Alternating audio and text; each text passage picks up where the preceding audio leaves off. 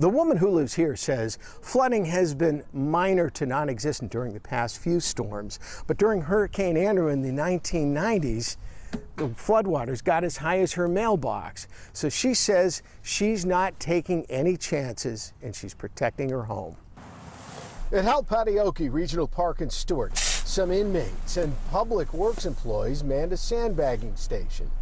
Rosemary King had 10 bags filled. From past experiences, because the unpredictability. As a homeowner with a storm approaching, she didn't want to take chances. Very calm about it, and I just want a precaution. Across Martin County, the emergency management team took steps to get ready, keeping an eye on main arteries like Cantor Highway, now wet but prone to flooding. If there's flooding, we start to lose lanes on US 1. And what our goal will be is to not get anybody trapped in high water.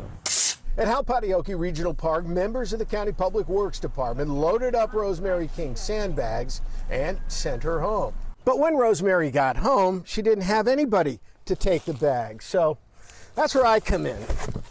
The bags weigh about 60 pounds each. She'll have the sandbags placed in front of the main entryway and more on the sliding glass door in the backyard. You never know. It could change overnight. One other reason she sandbagged: the storm could force relatives on Florida's west coast to evacuate. I actually invited the whole crew, if they need, to come over and stay at my little place.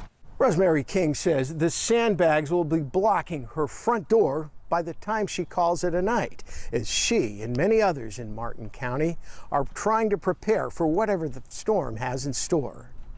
In Stewart, Dave Bowman, WPTV News Channel 5.